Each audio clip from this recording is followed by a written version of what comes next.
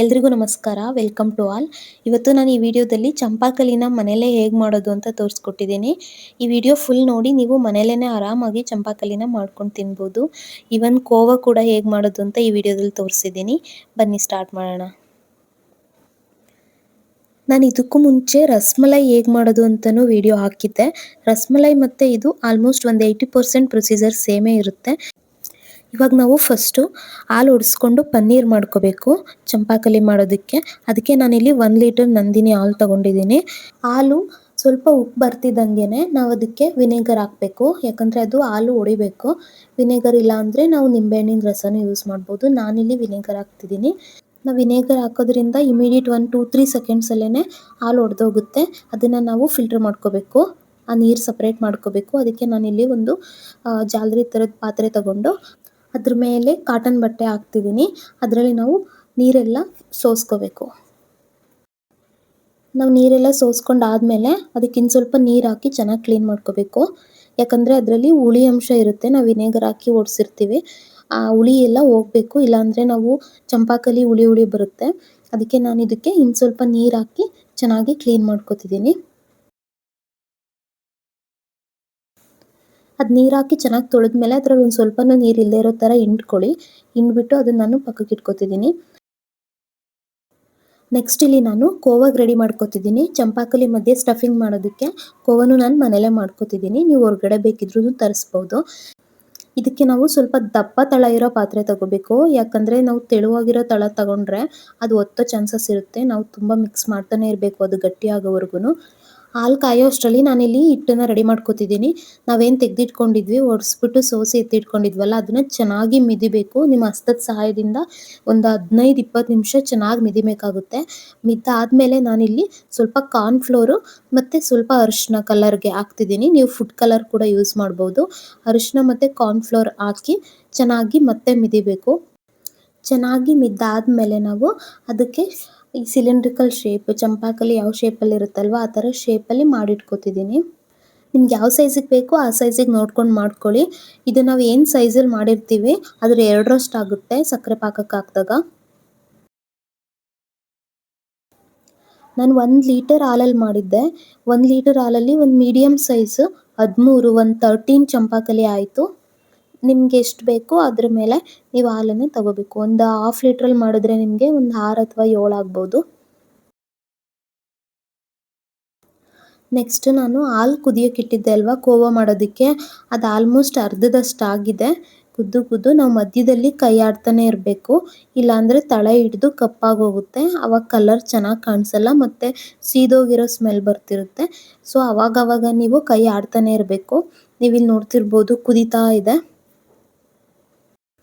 ಇದೊಂದು ತುಂಬ ಟೈಮ್ ತಗೊಳುತ್ತೆ. ನಾನು ಆಲ್ಮೋಸ್ಟ್ 1 ಅವರ್ಗಿಂತ ಜಾಸ್ತಿ ಟೈಮ್ ಇದನ್ನು ಮಾಡ್ತಾನೆ ಇದ್ದೀನಿ. ಈ ಥರ 1 ಅವರ್ ಅಂತೂ ಮಿನಿಮಮ್ ಬೇಕೇ ಬೇಕು. ಇಲ್ಲಿ ನಾನು 3/4 ಲೀಟ್ರ್ ಹಾಲು ತೊಗೊಂಡಿದ್ದೆ. 3/4 ಲೀಟ್ರ್ ಹಾಲಿಗೆ ಇಷ್ಟಾಗಿದೆ. ಇದು ಇನ್ನೊಂದು ಸ್ವಲ್ಪ ಆದರೆ ಕಂಪ್ಲೀಟ್ ಆಗುತ್ತೆ. ಅದಕ್ಕೂ ಮುಂಚೆ ನಾನಿಲ್ಲಿ ಸ್ವಲ್ಪ ಸಕ್ಕರೆ ಹಾಕ್ತಿದ್ದೀನಿ. ನಿಮಗೆ ಸಕ್ಕರೆ ಎಷ್ಟು ಸ್ವೀಟ್ ಬೇಕು ಅನ್ನೋದ್ರ ಮೇಲೆ ನೋಡ್ಕೊಂಡು ಹಾಕ್ಕೊಳ್ಳಿ. ನಾನು ಸ್ವಲ್ಪ ಕಡಿಮೆನೇ ಹಾಕಿದ್ದೀನಿ. ಅದಾಗಿ ಸ್ವಲ್ಪ ಮಿಕ್ಸ್ ಮಾಡಾದಮೇಲೆ ನಿಮ್ಗೆ ಈ ಥರ ಕನ್ಸಿಸ್ಟೆನ್ಸಿ ಬರ್ತಿದೆ ಅಂದಾಗಲೇ, ಸ್ವಲ್ಪ ತೆಳು ಇದೆ ಅಂದಾಗಲೇ ಸ್ಟವ್ ಆಫ್ ಮಾಡಿಬಿಟ್ಟು ತೆಗೆದಿಟ್ಕೊಳ್ಳಿ. ಯಾಕಂದರೆ ತುಂಬ ಗಟ್ಟಿ ಆದರೆ ತಣ್ಣಗಾದ್ಮೇಲೆ ಅದು ಇನ್ನೂ ಗಟ್ಟಿಯಾಗುತ್ತೆ. ನಾವು ಮಧ್ಯದಲ್ಲಿ ಅದು ಸ್ಟಫಿಂಗ್ ಮಾಡೋಕ್ಕೆ ಪ್ರಾಬ್ಲಮ್ ಆಗುತ್ತೆ.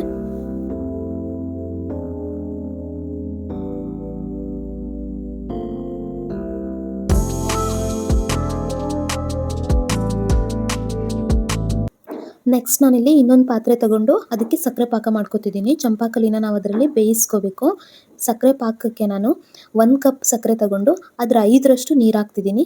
ನಾವು ತುಂಬ ಗುಲಾಬ್ ಜಾಮೂನ್ ಮಾಡ್ತೀವಲ್ವ ಆ ಥರ ಗಟ್ಟಿ ಪಾಕ ಆಗೋವರೆಗೂ ಕಾಯೋದೇನು ಬೇಡ. ಮಧ್ಯದಲ್ಲಿ ನಾನು ಫ್ಲೇವರ್ಗೆ ಸ್ವಲ್ಪ 2 ಏಲಕ್ಕಿ ಹಾಕ್ತಿದ್ದೀನಿ ಮತ್ತು ಕೇಸರಿ ನಾನು ನೆನೆಸಿಟ್ಕೊಂಡಿದ್ದೆ ಅದನ್ನು ಹಾಕ್ತಿದ್ದೀನಿ.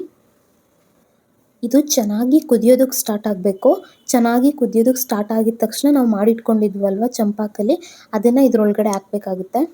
ಅದನ್ನು ಹಾಕ್ಬಿಟ್ಟು ಒಂದು 10-15 ನಿಮಿಷ ಚೆನ್ನಾಗಿ ಬೇಯಿಸ್ಕೋಬೇಕು ಇದರಲ್ಲಿ. ಇದು ಸೈಜ್ ಡಬಲ್ ಆಗಬೇಕು. ಇದು ಸಕ್ಕರೆ ಪಾಕದಲ್ಲಿ ಹಾಕಿದ ತಕ್ಷಣ ಇಷ್ಟು ಇರೋದು ನೀವು ನೋಡ್ತಿರ್ಬೋದು, ಇದ್ರ 2ರಷ್ಟು ಸೈಜ್ ಆಗುತ್ತೆ. ಇದು ತುಂಬ ಹೈ ಫ್ಲೇಮಲ್ಲಿ ಇಟ್ಕೊಂಡು ಹಾಕ್ಕೊಳ್ಳಿ. ನಾವು ಹೈ ಫ್ಲೇಮಲ್ಲಿ ಇಡಲಿಲ್ಲ ಅಂದರೆ ಅದು ಒಡೆದೋಗೋ ಚಾನ್ಸಸ್ ಇರುತ್ತೆ. ಅದಕ್ಕೆ ಅದು ಯಾವಾಗಲೂ ಐ ಫ್ಲೇಮಲ್ಲೇ ಇಟ್ಟಿರಬೇಕು. ಚೆನ್ನಾಗಿ ಕುದೀತಿರಬೇಕು ನೀರು.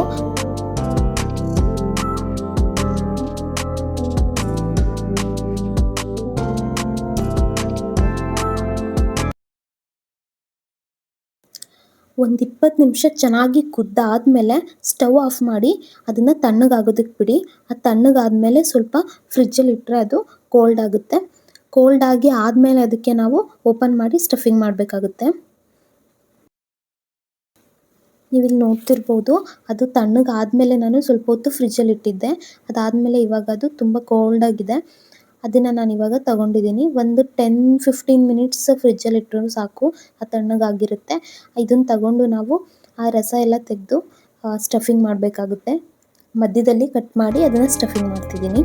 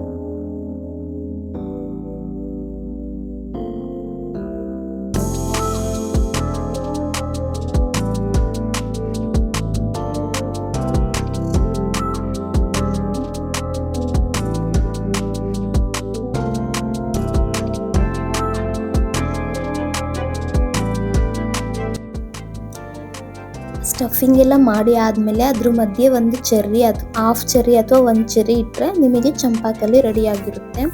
ನೋಡ್ತಿದ್ದೀರಲ್ವ, ಮನೆಯಲ್ಲೇ ಎಷ್ಟು ಸುಲಭವಾಗಿ ಚಂಪಾಕಲಿನ ಮಾಡ್ಕೋಬೋದು ಅಂತ. ನೀವು ಒಂದ್ಸಲಿ ಟ್ರೈ ಮಾಡಿ. ಈ ವಿಡಿಯೋ ನಿಮಗೆ ಇಷ್ಟ ಆಗಿತ್ತು ಅಂದರೆ ದಯವಿಟ್ಟು ಈ ವಿಡಿಯೋಗೆ ಒಂದು ಲೈಕ್ ಮಾಡಿ, ನಿಮ್ಮ ಅಭಿಪ್ರಾಯನ ಕಮೆಂಟ್ ಮೂಲಕ ತಿಳಿಸಿ. ಈ ಚಾನಲ್ಗೆ ಸಬ್ಸ್ಕ್ರೈಬ್ ಆಗಬೇಕು ಅನಿಸಿದರೆ ಸಬ್ಸ್ಕ್ರೈಬ್ ಆಗಿ. Thank you.